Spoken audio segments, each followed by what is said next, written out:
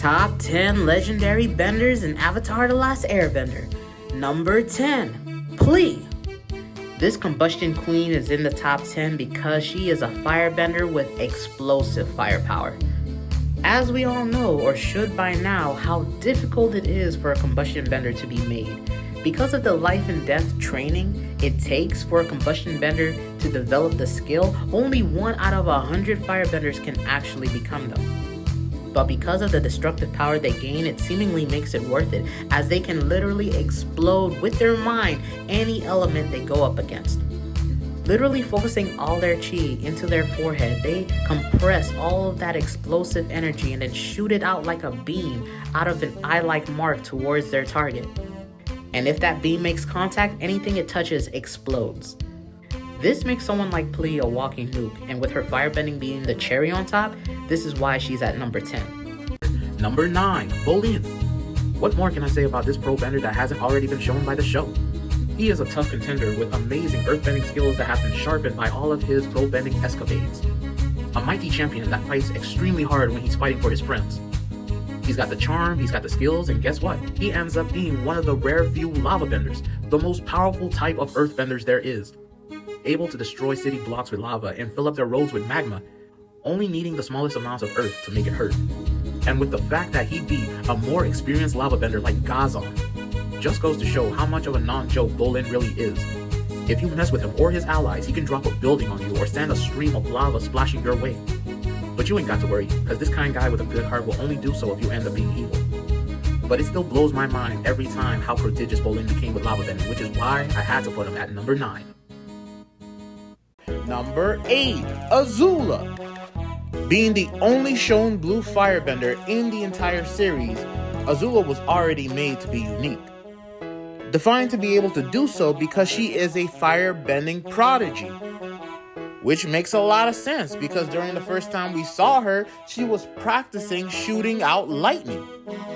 Which again is a firebending subset skill that only master firebenders can produce.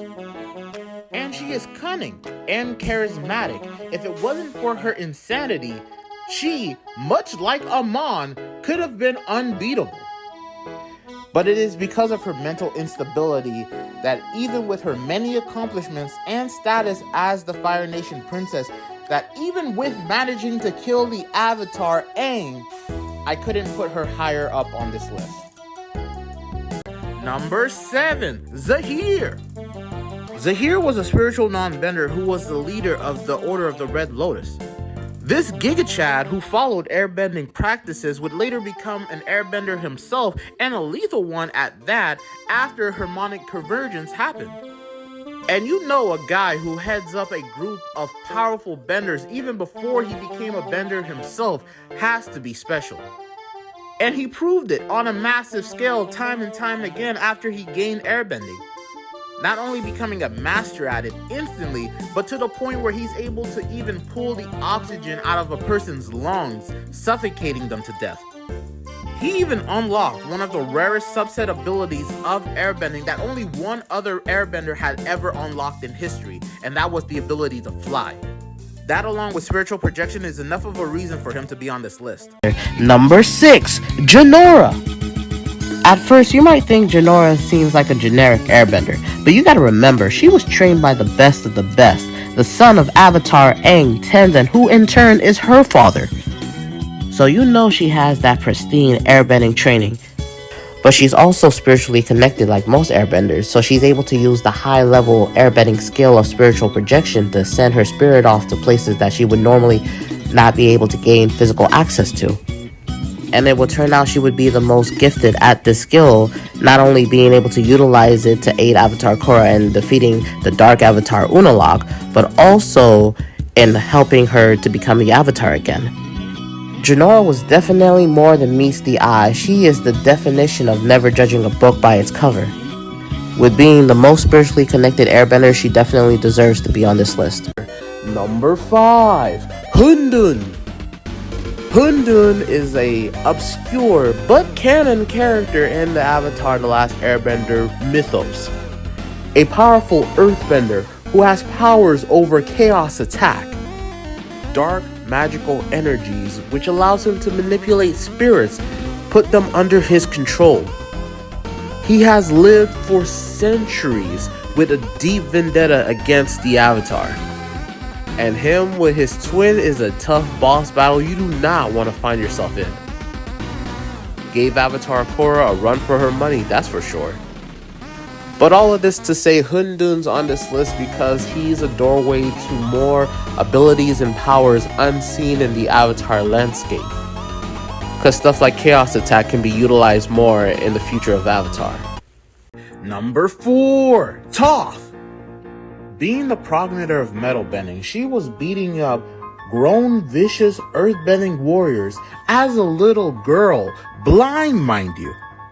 And she has more than just grit underneath that champion belt, as she was taught the skills and technique by the OG earthbending masters, the Badger Moles, allowing her to develop her very useful, very iconic seismic sense at a young age.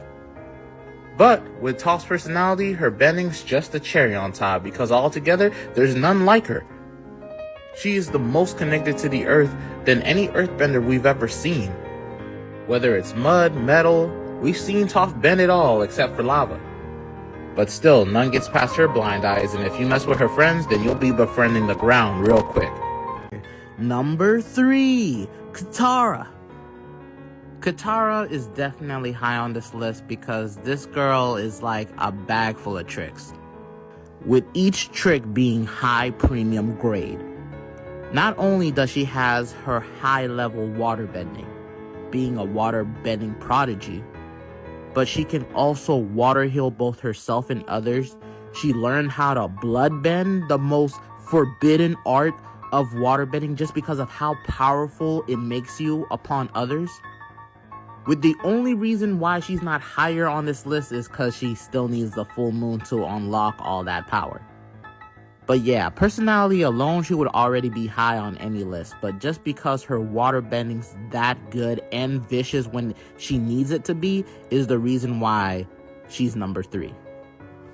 Number 2, Aman. Well, we're back here again. And of course Aman was going to be high on this list. The man can literally take away other people's bending through his weaponized version of his genetic psychic blood bending. I mean, it's bad enough in a good way. The man can just psychically control people through blood bending. But when you add on that he's a prodigy waterbender on top of that, honestly, if it wasn't for Aman letting his brother permanently KO them both, he could have won everything. He could not be stopped. Aman would not be stopped. And if it wasn't for the top person on this list, Aman would be number 1. He would be king. And he will always be in my book.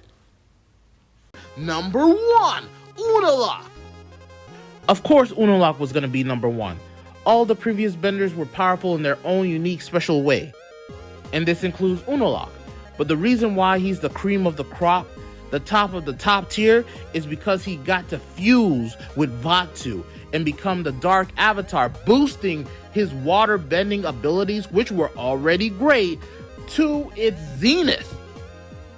That, along with his spirit bending, made this man a master of both water and spirits.